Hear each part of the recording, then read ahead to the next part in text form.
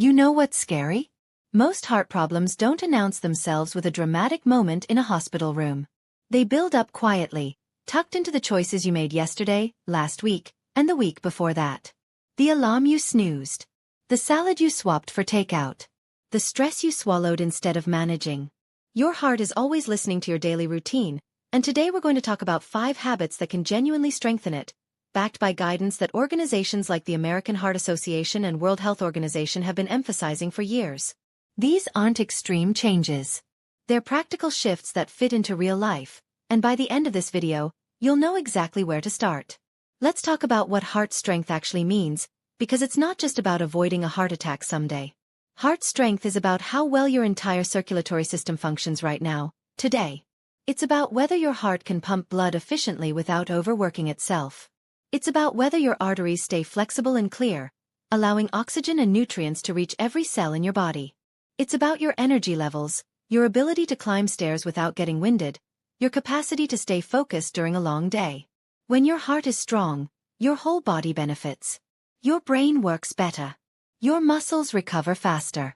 You sleep deeper. You feel more alive. But here's what most people get wrong. They think heart health is something you worry about when you're older, or after you've already had a health scare. That's a myth.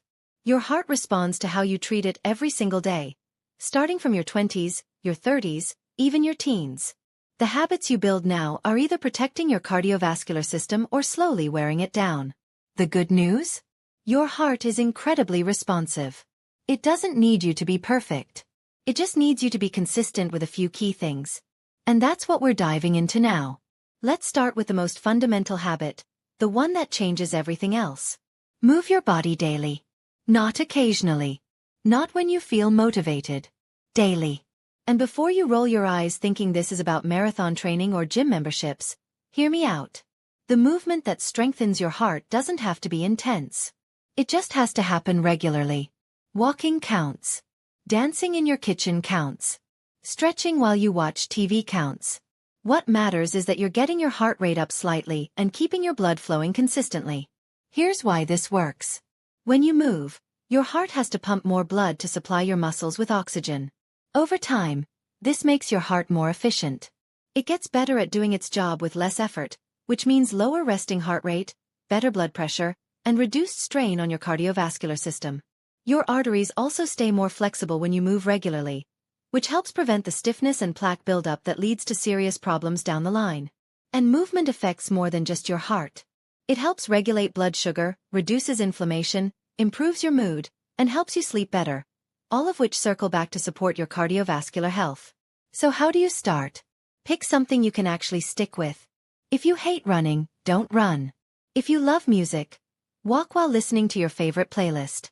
If you work from home, set a timer to stand and stretch every hour. The goal is consistency over intensity. 20 minutes a day is better than an hour once a week.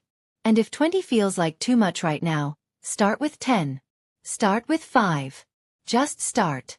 Build the habit first, then you can increase duration or intensity later. The people with the strongest hearts aren't the ones who go hard and burn out. They're the ones who move a little bit, almost every day for years. Now let's talk about what you're putting into your body, because your heart runs on what you feed it. Eating for artery health doesn't mean restricting yourself into misery or memorizing complicated nutrition rules. It means making simple swaps that reduce the load on your cardiovascular system and give it the nutrients it actually needs to function well. The 2 biggest priorities here are fiber and healthy fats, and reducing ultra-processed foods that spike your blood sugar and clog your arteries. Fiber is your heart's best friend, and most people aren't getting nearly enough. Foods like oats, beans, lentils, vegetables, and fruits contain soluble fiber that actually binds to cholesterol in your digestive system and helps remove it before it gets into your bloodstream. That means cleaner arteries and lower risk of plaque buildup. Fiber also slows down how quickly sugar enters your bloodstream, which keeps your insulin levels stable and reduces strain on your heart. And it keeps you full longer, which makes it easier to avoid the processed snacks that do the opposite of helping. Healthy fats matter too. Your heart needs fat, but it needs the right kind. Omega-3 fatty acids, found in foods like salmon, walnuts, flax seeds, and chia seeds, have been shown to reduce inflammation, lower triglycerides, and support healthy blood pressure. Olive oil, avocados, And nuts provide monounsaturated fats that protect your arteries. The fats you want to limit are trans fats and excessive saturated fats, which are common in fried foods, baked goods, and heavily processed meats. These raise bad cholesterol and increase your risk of heart disease. Here's the practical part. You don't need to overhaul your entire diet overnight. Start with one swap. Replace your morning pastry with oatmeal topped with berries and nuts. Swap your afternoon chips for hummus and vegetables. Use olive oil instead of butter when you cook. Add a handful of spinach to your pasta sauce. These aren't huge sacrifices. They're small adjustments that add up over time. Your heart doesn't need you to eat perfectly. It just needs you to feed it more of what helps and less of what hurts, consistently. Let's move to something most people overlook entirely. Sleep.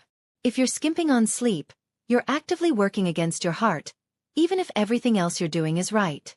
Poor sleep messes with your blood pressure, increases inflammation, disrupts your metabolism, and raises your risk of heart disease. And it's not just about how long you sleep. It's about the quality and consistency of that sleep. Here's what happens when you don't sleep well. Your body stays in a state of low-level stress. Your nervous system doesn't get the chance to fully rest and reset, which keeps your blood pressure elevated. Over time, this wears down your cardiovascular system.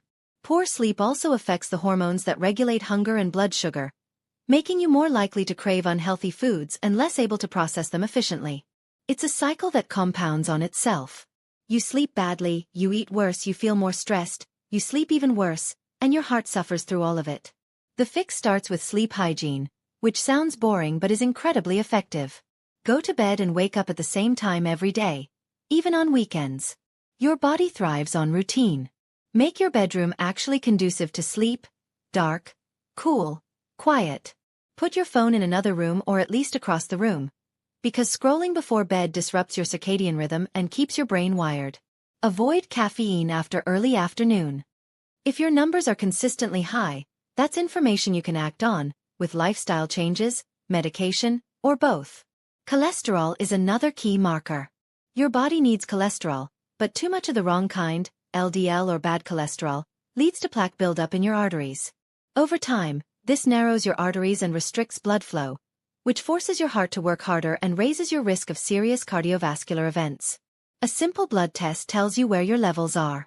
If they're high, you can adjust your diet, increase your physical activity, and work with your doctor on a plan.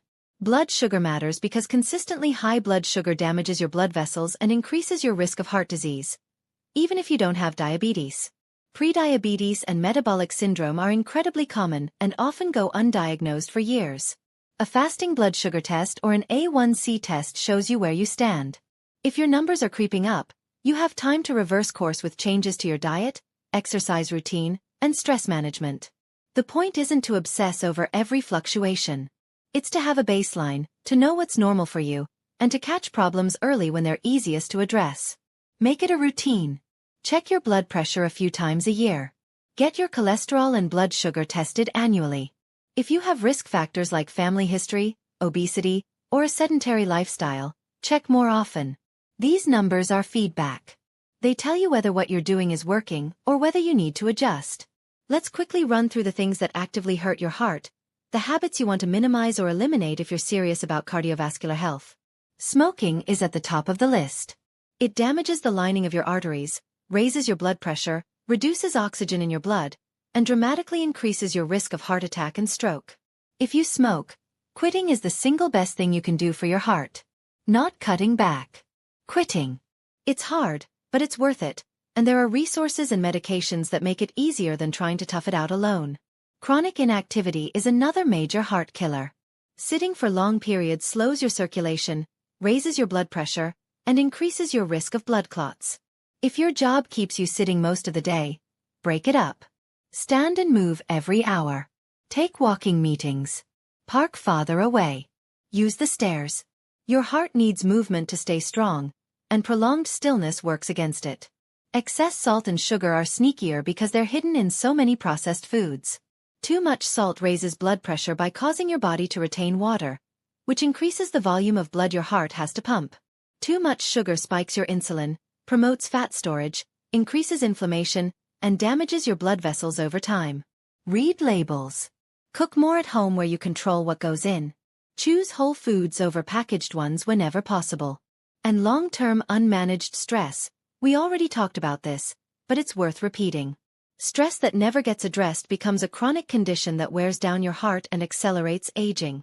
Find what helps you reset: therapy, meditation, hobbies, time in nature, connection with people you love, and make it non-negotiable. Your heart can't stay strong if your nervous system is constantly in overdrive. So where do you actually start? Let's make this practical. Pick one habit to focus on this week. Just one. If movement feels most accessible, commit to a 20-minute walk 5 times this week. Put it in your calendar. Treat it like an appointment.